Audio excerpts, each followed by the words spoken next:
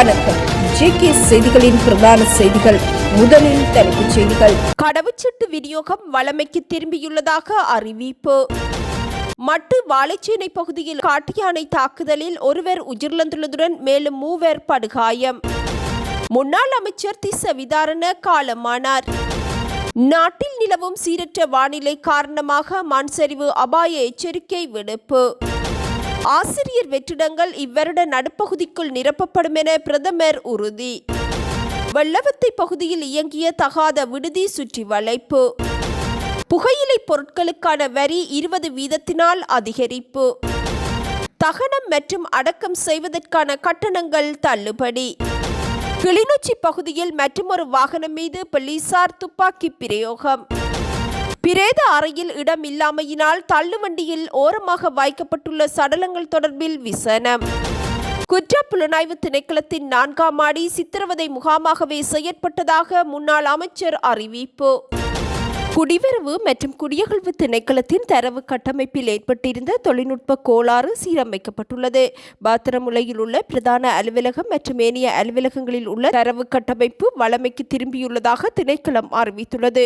நேற்றைய தினம் குறித்த கட்டமைப்பில் தொழில்நுட்ப கோளாறு ஏற்பட்டிருந்தமையினால் கடவுச்சீட்டு விநியோகம் உள்ளிட்ட சேவைகள் தற்காலிகமாக தடைப்படுவதாக குடிவரவு மற்றும் குடியகழ்வு திணைக்களம் அறிவித்திருந்தது. எனினும் இன்று முதல் வழமையான சேவைகள் முன்னெடுத்துச் செல்லப்படுவதாகவும் திணைக்களம் அறிவித்துள்ளது.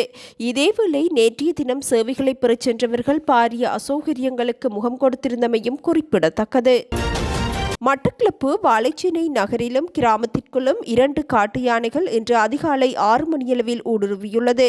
இதன்போது வாழைச்சேனை பகுதியில் இடியப்பம் விற்று வந்த 68 வயதுடைய மூதாட்டி ஒருவர் காட்டு யானை தாக்கியதில் சம்பவ இடத்திலேயே உயிரிழந்துள்ளார்.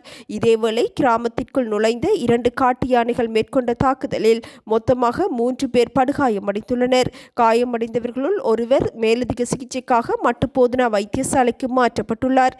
வனவிலங்கு பாதுகாப்பு அதிகாரிகள் மற்றும் போலீசார் காட்டு யானைகளை காட்டிற்கு விரட்டும் நடவடிக்கையில் ஈடுபட்டிருந்தனர். நாட்டின் மூத்த அரசியல்வாதியும் முன்னாள் அமைச்சருமான பேராசிரியர் திஸ்ஸ விதாரண காலமாகியுள்ளார். சிறிது காலம் நோய்வாய்ப்பட்டிருந்த அவர் இன்று காலை கோட்டையில் உள்ள அவரது இல்லத்தில் காலமானதாக குடும்பத்தினர் அறிவித்துள்ளனர். திஸ்ஸ விதாரண தமது 91வது வயதில் காலமாகியுள்ளமை குறிப்பிடத்தக்கது. நாட்டில் நிலவும் மழையுடனான வானிலை காரணமாக 2 மாவட்டங்களுக்கு மண் சரிவு அபாய முன்னெச்சரிக்கை விடுக்கப்பட்டுள்ளது.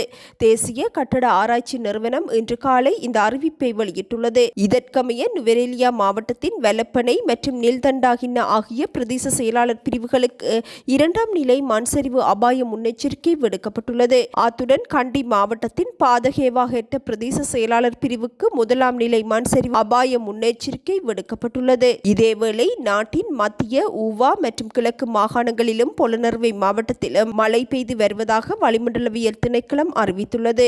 நாட்டின் பல பகுதிகளில் 50 மில்லிமீட்டருக்கும் அதிகமான பலத்த மழை வீழ்ச்சி எதிர்பார்க்கப்படுகின்றது.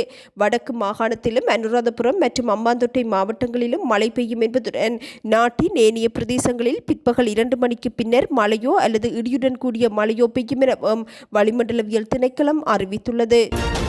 பாடசாலைகளில் நிலவும் ஆசிரியர் வெற்றிடங்களை இவ்வருடத்தின் நடுப்பகுதிக்குள் நிரப்புவதற்குரிய நடவடிக்கைகளை மேற்கொண்டுள்ளதாக பிரதமர் ஹரிணி அமரசூரிய அறிவித்துள்ளார். ஹம்பாந்தோட்டை மாவட்ட பாடசாலைகளுக்கு விஜயம் செய்ததன் பின்னர் பிரதமர் இதனை குறிப்பிட்டார்.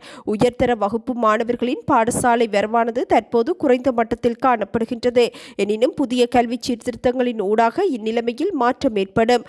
புதிய கல்வி மறுசீரமைப்புகளை நடைமுறைப்படுத்துவதில் மிக முக்கியமான தரப்பினர் ஆசிரியர்களே. பிள்ளைகளுக்கு தரமான கல்வியை பெற்றுக் கொடுப்பதற்கு நாம் அனைவரும் ஒன்றிணைந்து அர்ப்பணிப்புடன் செயற்பட வேண்டும் எனவும் பிரதமர் அழைப்பு விடுத்துள்ளார். நாகரிகமான சமூகத்தை கட்டியெழுப்ப ஆசிரியர் வழங்கும் பங்களிப்பை அரசாங்கம் மதிப்பதாக தெரிவித்த பிரதமர் ஆசிரியர்களின் தொழில்சார் நிபுணத்துவத்தை பாதுகாப்பதற்கும் தரமான கல்வியை உறுதிப்படுத்துவதற்கும் கல்வி பேரவை ஒன்றினை நிறுவுவதற்கான பணிகள் ஏற்கனவே ஆரம்பிக்கப்பட்டுள்ளதாகவும் குறிப்பிட்டுள்ளார்.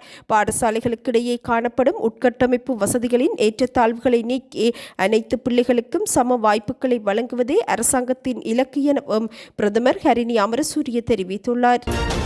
கொழும்பு வெள்ளவத்தை போலீஸ் பிரிவுக்குட்பட்ட பகுதியில் மசாஜ் நிலையம் என்ற போர்வையில் இயங்கி வந்த தகாத விடுதியொன்று சுற்றி வளைக்கப்பட்டதுடன் சந்தேக நபர்கள் 2 கைது செய்யப்பட்டுள்ளனர். கொழும்பு தெற்கு குற்றப்புலனாய்வு திணைக்களத்தினருக்கு கிடைக்கப்பெற்ற தகவலுக்கமைய முன்னெடுக்கப்பட்ட சோதனையின் போதே இக்கைது நடவடிக்கை இடம்பெற்றுள்ளது. கைது செய்யப்பட்ட சந்தேக நபர்கள் வெள்ளவத்தை போலீஸ் நிலையத்தில் ஒப்படைக்கப்பட்டுள்ளனர். சந்தேக நபர்கள் தாய்லாந்து நாட்டைச் சேர்ந்த 36 மற்றும் 41 வயதுடைய பெண்கள் எனவும் அறிவிக்கப்பட்டுள்ளது. புகையிலை பொருட்களுக்கான வரி இன்று முதல் 20 வீதத்தினால் அதிகரிக்கப்பட்டுள்ளது. 2026ஆம் ஆண்டுக்கான வரவு செலவு திட்டத்தில் இவ்விடயம் அறிவிக்கப்பட்டது.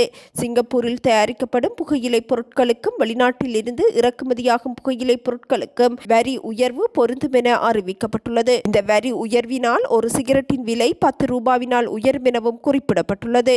புகையற்ற புகையிலை பொருட்கள் 1 கிலோவின் விலை 378 வெள்ளியிலிருந்து 454 வெள்ளியாக அதிகரிக்கப்பட்டுள்ளது. 2018இல் புகையிலை பொருட்களுக்கான வரி 10% உயர்வடைந்ததன் பின்னர் 2023இல் அது 15% அதிகரித்தது. புகைப்பிடிக்கும் பழக்கத்தை தடுக்கும் நோக்கில் இந்த வரி விதிப்பு அதிகரிக்கப்பட்டுள்ளதாக அறிவிக்கப்பட்டுள்ளது.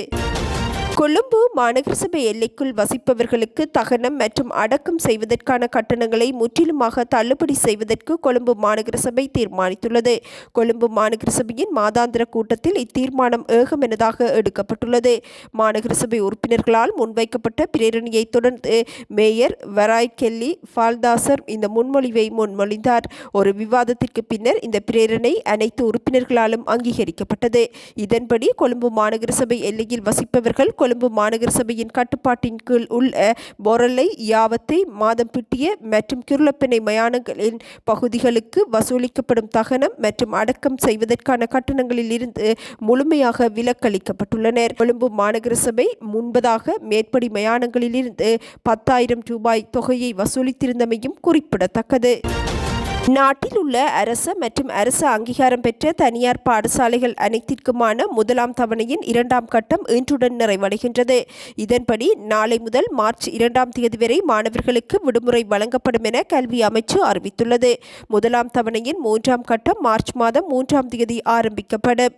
அத்துடன் 2025ஆம் ஆண்டுக்கான காபோத சாதாரணதர பரீட்சைகள் பிப்ரவரி மாதம் 17ஆம் தேதி முதல் 26ஆம் தேதி வரை நாடளாவிய ரீதியில் நடைபெறவுள்ளது. பாடசாலை மற்றும் தனியார் பரீட்சார்த்திகளுக்கான அனுமதி அட்டைகள் ஏற்கனவே அனுப்பப்பட்டுள்ளதாக பரீட்சைகள் திணைக்களம் அறிவித்துள்ளது. இம்முறை சாதாரணதர பரீட்சைக்காக 3,02,249 பாடசாலை பரீட்சார்த்திகளும் 69,214 தனியார் பரீட்சார்த்திகளும் என 4,51,463 பரீட்சார்த்திகள் பரீட்சைக்கு தோற்றவுள்ளனர். கிளிநொச்சி தர்மபுரம் போலீஸ் பிரிவுக்குட்பட்ட விஸ்வமடு பகுதியில் நேற்றிரவு கப்ரக வாகனம் ஒன்றின் மீது போலீசார் துப்பாக்கி பிரயோகம் மேற்கொண்டுள்ளனர். நேற்று நள்ளிரவு 12:45 மணியளவில் சட்டவிரோதமாக மணல் கடத்தலில் ஈடுபட்ட வாகனம் என்ற சந்தேகத்தின் பேரில் குறித்த வாகனத்தின் மீது துப்பாக்கிச்சூடு நடத்தப்பட்டதாக அறிவிக்கப்பட்டுள்ளது. இத்துப்பாக்கிச் சூட்டில் வாகனத்தின் சக்கரத்தில் சிதைவு ஏற்பட்டுள்ளது. இதேவேளை குறித்த கப்ரக வாகனத்தின் உரிமையாளரால் கடந்த வாரம் டிப்பர் வாகனத்தில் மண் கொண்டு செல்லப்பட்ட போதும் தர்மபுரம் போலீசார் துப்பாக்கிச்சூடு நடத்தியதாக பாதிக்கப்பட்டவர் தெரிவித்துள்ளார். இதேவேளை கடந்த 10ஆம் தேதி அதிகாலை யாழ்ப்பாணம் மண்டைத்தீவு பகுதியில் போலீசார் நடத்திய துப்பாக்கிச் சூட்டில் 17 வயதுடைய சிறுவன் உயிரிழந்திருந்தமை பரபரப்பை ஏற்படுத்தியுள்ள நிலையில் நேற்று நள்ளிரவும் கப்ரக வாகனத்தின் மீது போலீசார் துப்பாக்கி பிரயோகம் மேற்கொண்டுள்ளமை சுட்டிக்காட்டத்தக்கது. தங்காலை அடிப்படை வைத்தியசாலையின் பிரேத அறையில் இடமின்மை காரணமாக உடல்கள் பனிக்கட்டியில் வைக்கப்பட்டு பிணவரைக்கு முன்னால் உள்ள தள்ளுவண்டிகளில் வைக்கப்பட்டு தாழ்வாரத்தில் வைக்கப்படுகின்றன. பெலியத்த, நகுலுகமுவ, ரன்ன, அங்குனு கொலப்பெலஸ், வீரகட்டிய போன்ற பிராந்திய மற்றும் மாவட்ட வைத்தியசாலைகளில் இறந்தவர்களின் உடல்களும் விபத்துகளில் இறந்தவர்களின் உடல்களும் பிரேத பரிசோதனைக்காக தங்காலை அடிப்படை வைத்தியசாலைக்கு கொண்டு செல்லப்படுகின்றது. பிரேத பரிசோதனைகள் முடியும் வரை உடல்கள் தங்காலை அடிப்படை வைத்தியசாலை பிணவரையில் வைக்கப்பட வேண்டும். இருப்பினும் போதுமான குளிர்பதன வசதிகள் இல்லாமையினால் சடலங்கள் பிணவரைக்கு முன்பாக உள்ள தள்ளு வண்டிகளில் வைக்கப்பட்டு தாழ்வாரத்தில் வைக்கப்படுகின்றன. தங்காலை ஆதார வைத்தியசாலையின் பழைய பிணவரையில் ஒரே நேரத்தில் 6 உடல்களை சேமிக்கக்கூடிய குளிர்சாதன பெட்டி காணப்பட்டாலும் குறித்த குளிர்சாதன பெட்டிகள் பழுதடைந்துள்ளதாகவும் புதுப்பிக்க முடியாத நிலையில் இருப்பதாகவும் நிர்வாகத்தினர் தெரிவித்துள்ளனர். புதிய பிணவரையில் தற்போது ஒரே நேரத்தில் 2 உடல்களை மாத்திரமே சேமிக்க வைக்கக்கூடிய குளிர்சாதன பெட்டி உள்ளது என்பதுடன் இது தங்காலை ஆதார வைத்தியசாலைக்கு போதுமானதாக இல்லை எனவும் ஊழியர்கள் விசனம் வெளியிட்டுள்ளனர். இதனிடையே மருத்துவமனை ஊழியர்கள் உடல்களை தள்ளுவண்டிகளில் வைத்து கெட்டுப்போகாமல் பாதுகாப்பதற்காக அவற்றின் மீது ஐஸ் போட வேண்டிய கட்டாயத்தில் உள்ளனர். இறந்தவர்களின் உறவினர்கள் ஐஸை கொண்டு வருமாறு கேட்டுக்கொள்ளப்படுவதுடன் குறித்த உடல்களின் மீது ஐஸ் வைக்கப்பட்டு உடலங்கள் கெட்டு போகாது பாதுகாப்பதாகவும் ஊழியர்கள் தெரிவித்துள்ளனர். நீண்ட காலமாக பிணவரையில் உள்ள இப்பிரச்சினை குறித்து சுகாதார அதிகாரிகளுக்கு தெரிவிக்க மருத்துவமனை ஊழியர்கள் நடவடிக்கை எடுத்து வந்த போதிலும் இதுவரை பலனளிக்கவில்லை எனவும் விசனம் வெளியிடப்பட்டுள்ளது. குற்றப்புலனாய்வு திணைக்களத்தின் 4ஆம் மாடியானது சித்திரவதை முகாமாகவே காணப்படுவதாகவும் மனித குலத்திற்கு எதிரான வகையில் புதிய பயங்கரவாத எதிர்ப்பு சட்ட வரைவை அரசாங்கம் தயாரித்துள்ளதாகவும் முன்னாள் அமைச்சர் அனுர பிரியதர்சன யாப்பா தெரிவித்துள்ளார். ஊடகங்களுக்கு கருத்துரைக்கும் போதே முன்னாள் அமைச்சர் இவ்வாறு குறிப்பிட்டார். 1979ஆம் ஆண்டில் அப்போதைய சூழலுக்கு தேவையான ஒரு தற்காலிக ஏற்பாடாகவே பயங்கரவாத தடைச்சட்டம் கொண்டு வரப்பட்டது. ஆனால் அச்சட்டத்தின் கீழ் கைது செய்யப்பட்டவர்கள் நீண்ட காலமாக பல்வேறு சித்திரவதை முகம் கொடுத்தனர். கொழும்பு குற்றப்புலனாய்வு திணைக்களத்தின் 4ஆம் மாடிக்கு அழைத்துச் செல்லப்படும் சந்தேக நபர்கள் மிகவும் மோசமான முறையில் நடத்தப்படுகின்றனர். அங்கு அவர்கள் அமர்வதற்கான நாட்காலி கூட வழங்கப்படாத சூழலே காணப்படுகின்றது. இன்றும் அத்தகைய மனிதாபிமானமற்ற சூழலே குற்றப்புலனாய்வு திணைக்களத்தின் 4ஆம் மாடியில் காணப்படுவதாக முன்னாள் அமைச்சர் அனுர பிரியதர்சன யாப்பா தெரிவித்துள்ளார். யாழ்ப்பாணம் அல்லைப்பட்டி பகுதியில் போலீசாரின் துப்பாக்கிச் சூட்டிற்கு இலக்காகி உயிரிழந்த சிறுவனின் சடலம் நேற்று நல்லடக்கம் செய்யப்பட்டது. இச்சம்பவத்துடன் தொடர்புடைய போலீசாரை கைது செய்யுமாறு கோரி சிறுவனின் உறவினர்கள் நேற்றைய தினம் போராட்டத்தில் ஈடுபட்டனர். உயிரிழந்த சிறுவனின் இறுதிக்கிரியைகள் நேற்று வட்டுக்கோட்டை சித்தங்கேணியில் உள்ள அவரது இல்லத்தில் நடைபெற்றது. தொடர்ந்தும் பதாதைகளை ஏந்தியவாறு சடலத்துடன் சென்ற உறவினர்கள் வீதியில் இருந்த போலீசாரை கைது செய், எமது பிள்ளைக்கு நீதி வேண்டும், போலீசாரின் அராஜகம் தொடர்கின்றது என கோஷமிட்டவாறு போலீசாருடன் வாக்குவாதத்திலும் ஈடுபட்டிருந்தனர். இதனை அடுத்து சிறுவனின் உடல் நவாலி இந்து மயானத்தில் அடக்கம் செய்யப்பட்டது. இத்துடன் இன்று எமது பிரதான செய்திகள் நிறைவடைகின்றன. நமது அடுத்த பிரதான செய்திகளை நாளை எதிர்பாருங்கள். வணக்கம்.